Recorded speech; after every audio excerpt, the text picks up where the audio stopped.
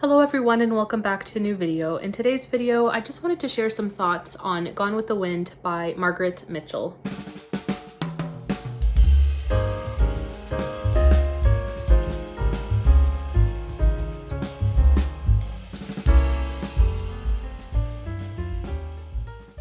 I did finish this book a few weeks ago. I read it throughout a few weeks in June and wow, I could not put this book down. I flew through it in a few weeks.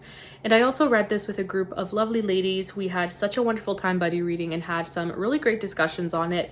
And it was just wonderful to read this with other people and kind of share our thoughts as we were reading it and our emotional reactions to several moments in the story. This was insane. It was intense. I did not know what I was getting myself into when I started reading this book. All I knew about it before going in was that it was set during the Civil War and has a very unlikable main character. That is all I knew going into it. It is indeed set during the Civil War and Scarlett O'Hara is indeed terrible. But this was truly such a wonderful book in the sense that it was powerful, it was engrossing, it was intense. I could not stop reading. It was a page turner. It was thought-provoking and the type of story that I love to read, even though it had so much that truly horrified me. I'm so glad I read it, and I am so excited to read it again in the future, and I do consider this to be a new all-time favorite book. And again, it's not because of the author or the things in the story that made me love it in the way that I love stories like Anne of Green Gables and those, cozy, heartwarming reads. This was not at all a heartwarming story, but it's one that I still cannot stop thinking about, and I loved the reading experience. As weird as it is to say that, I did love the reading experience. I'll do my best to be as organized as I possibly can. I am a very scatterbrained person, but I will try to share my thoughts in as organized a fashion as I can. And I guess we'll start off with what the story is about. And if you haven't heard of Gone with the Wind, like I said, it is set during the Civil War. So we have the start of the book set before the Civil War, and then it's throughout, and then during the Reconstruction era as well. And it's mainly set in Georgia. It opens on a plantation called Tara, and it is owned by the O'Hara family, and Scarlett O'Hara is the oldest daughter within this family. It opens when she's 16 years old.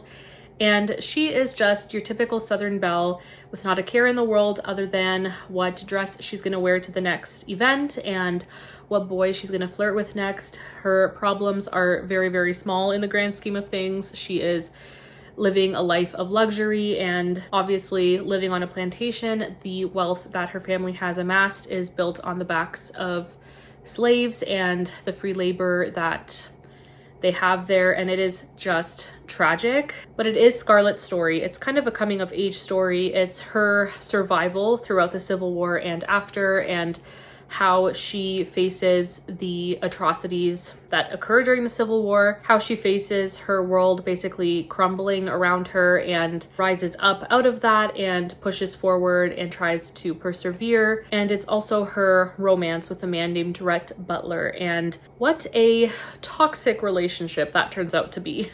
And that is all I'm really going to say about the plot line. It is a whirlwind of a plot line, but it is so engrossing and just incredible. I don't know a whole lot about the Civil War era and the South during this time, probably because I'm also Canadian and there's just a lot I don't know, but I do find it to be a very fascinating time period to read about, and I knew very little about the Confederacy, so it's a really interesting perspective to read, and it definitely led me down some research rabbit holes. Yeah, I found that to be very fascinating as a time period, a setting, that sort of thing. While reading, I did tab it obviously, and the tabs are color coordinated, and it was so helpful just going back and seeing kind of what I tabbed and for what reason. And this book, the writing is one thing that I just loved. Some beautiful descriptions of the Georgian kind of countryside, and just the writing in general was so beautiful. I truly felt like I was there in every scene, in every moment in the story. I felt like I was present. Part of the setting is the plantation Tara, and Just the descriptions are beautiful, and there's so many moments and passages where the redness of the clay and the soil, everything is described as red, and it's a very important color. And obviously with Scarlett's name being Scarlett as well, it's very significant, and I picked up on it quite a bit in the first several chapters. And just as an example, they looked out across the endless acres of Gerald O'Hara's newly plowed cotton fields towards the red horizon. Now that the sun was setting in a welter of crimson behind the hills across the Flint River, the warmth of the April day was ebbing into a faint but balmy chill. Again, redder hues, vermilion and scarlet and maroon, and the whitewashed brick plantation house seemed like an island set in a wild red sea. It was a savagely red land, blood-colored after rains, brick dust in droughts, etc., and just beautiful, beautiful descriptions of the forests, and I loved the writing so much. Another passage here regarding Tara, but this is after the war, and the way it's written is just beautiful.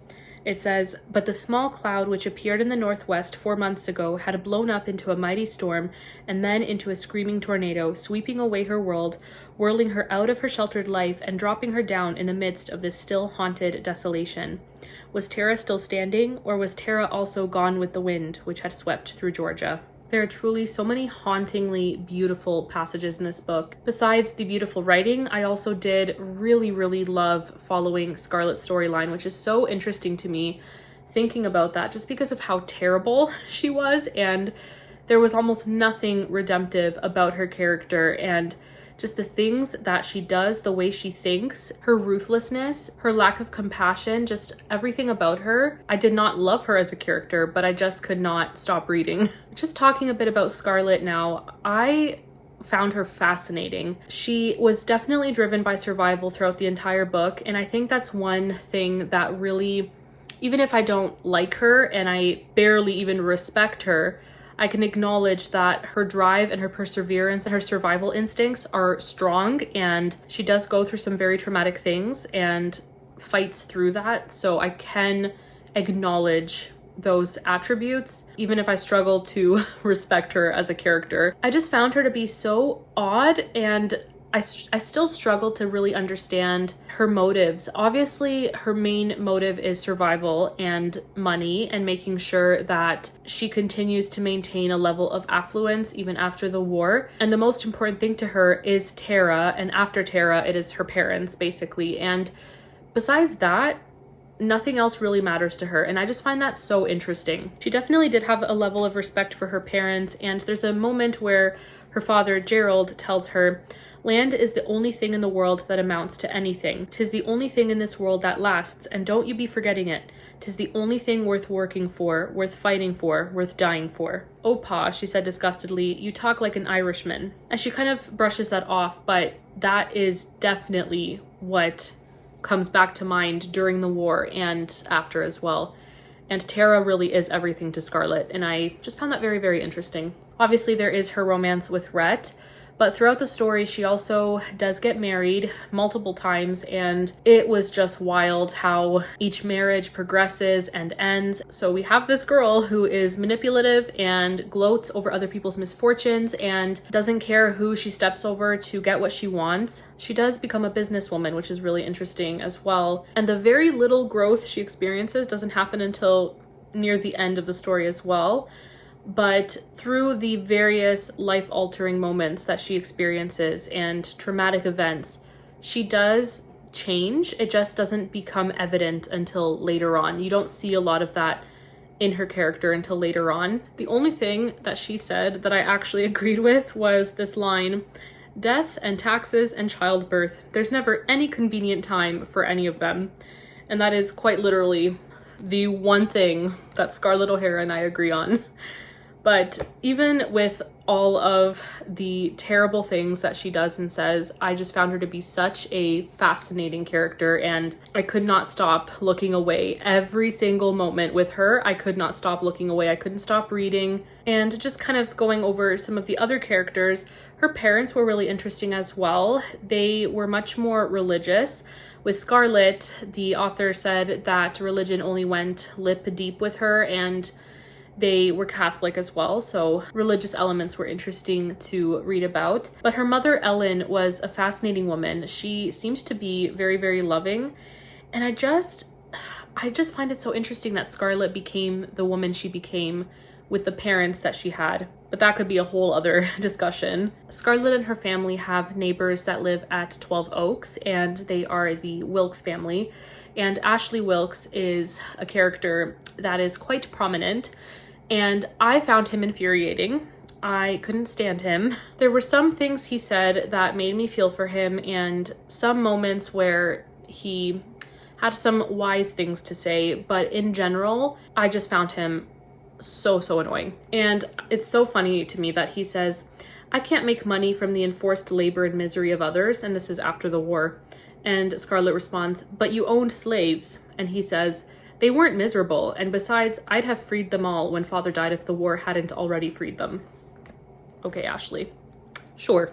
But Ashley's wife, Melanie, or Melly, she was my favorite character. I found her to be surprisingly strong, and I kind of didn't like her at first, but she grew on me. I think she was a steadfast presence in Scarlett's life, and Scarlett needed her. And she also represented the beauty of motherhood and maybe a romanticized view of womanhood, but I did really love Melly as well. And a character that we don't see very often, and I wish he was on page more, is Will Benteen, and I really liked him as well. He is one of the few characters who slapped some sense into Scarlett and did it very shrewdly. And yeah, I really liked him, and I wish he was a bigger presence on page, but another great character. This book is very heavy, so I'm just gonna put it right here.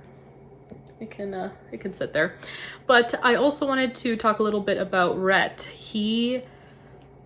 Where do I even begin? So he's one of my favorite characters, not because like other people I've seen find him very swoon-worthy. And I will say Clark Gable as Rhett Butler in the movie is swoon-worthy, but I don't find the on-page Rhett to be the most swoon-worthy of characters. He was a little too abrasive for me, but a very fascinating character. Even though he and Scarlett are similar, I can respect him because he doesn't suffer fools. He's not a hypocrite in the way that Scarlett is, and he's much more self-aware than she is. Yes, he's a rake, he can be a scoundrel, and he is not a morally upright man.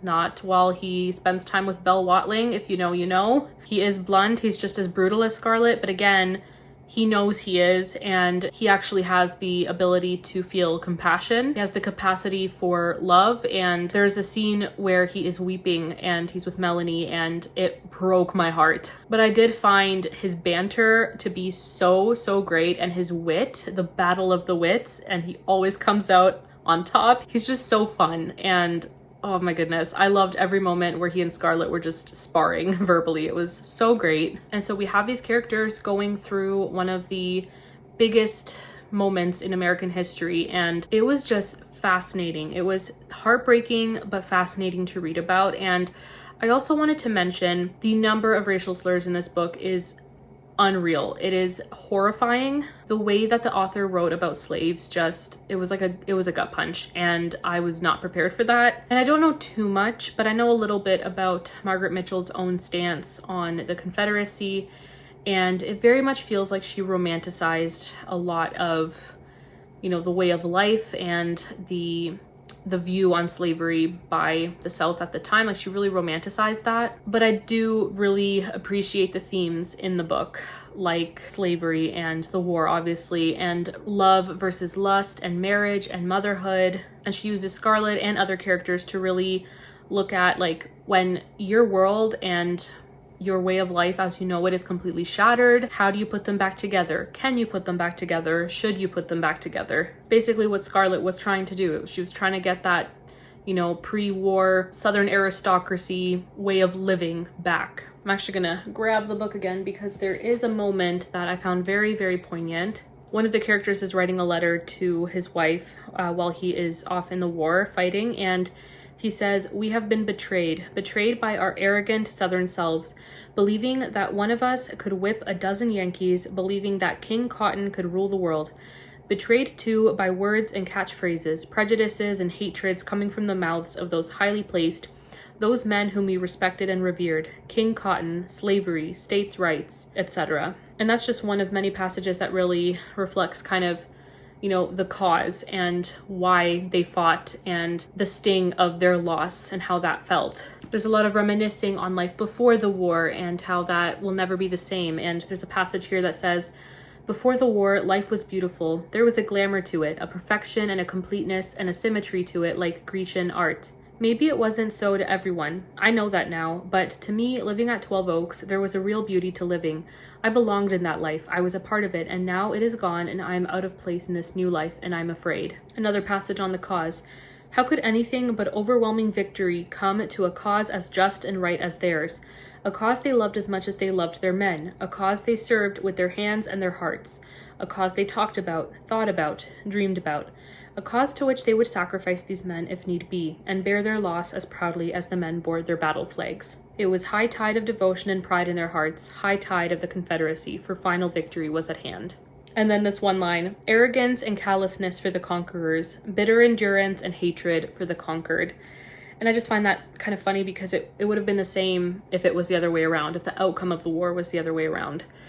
But there are just so many things in this book about the war that really, really made me just sit and think and really, really reflect, and not just about the Civil War, but about war in general and conflict. And it's a very difficult topic. It's a very difficult thing to talk about. It was just so interesting how Margaret Mitchell was trying to portray the South and their way of living in a very specific way. One of the hardest things for me reading this was actually the way that the author wrote about the KKK.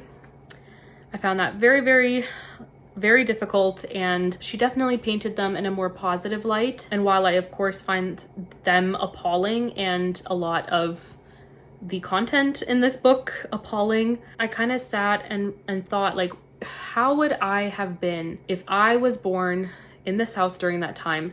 It's easy to think we would all be abolitionists. It's easy to think now that we're in an enlightened time that we would all be morally superior, and we all wish and we all would hope that that would be the case. But what does it take for someone to really experience a life-changing paradigm shift when you're born into a way of life, when you're born into that and you don't know any different? I don't know, I think a lot about these things when I read books like this and read about this topic and this time frame. What I don't like is when people say you shouldn't read books like this because of the romanticizing of something horrific. But sometimes I feel like we need to read it, we need to see that in order to learn from it.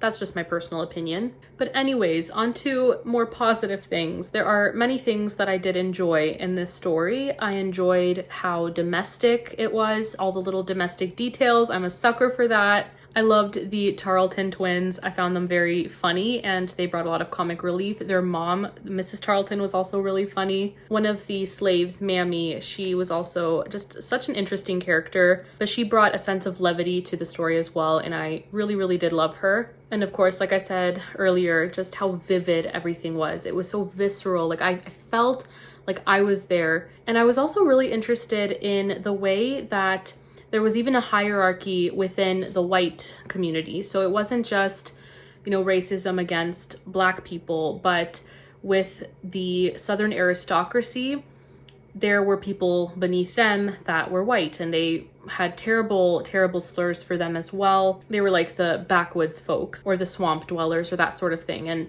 they were treated horribly as well. And I just found that to be very interesting, something I did not know anything about. In general, Rhett also brought a lot of comic relief to the story, and I really did enjoy his character and kind of how he was part of Scarlett's change and, character growth. And the ending shattered my heart.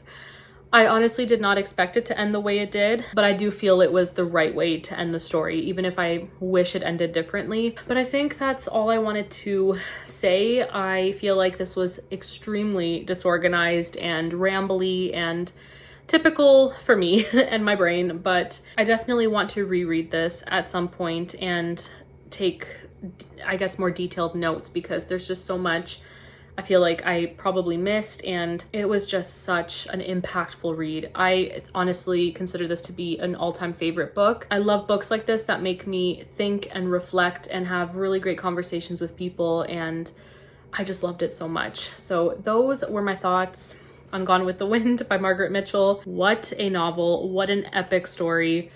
It was incredible. But friends, that is it for this video. I would love to hear your thoughts below if you have read Gone with the Wind, and if you have similar thoughts, if you disagree with some of the things I've said, I would love to continue chatting in the comments below. I know many of you who commented on my June wrap-up mentioned really enjoying Gone with the Wind as well. Some of you said it is your favorite book, so I would love to hear more on your thoughts. But friends, that is it for this video. Thank you so much for watching, and I will see you in my next one. Bye.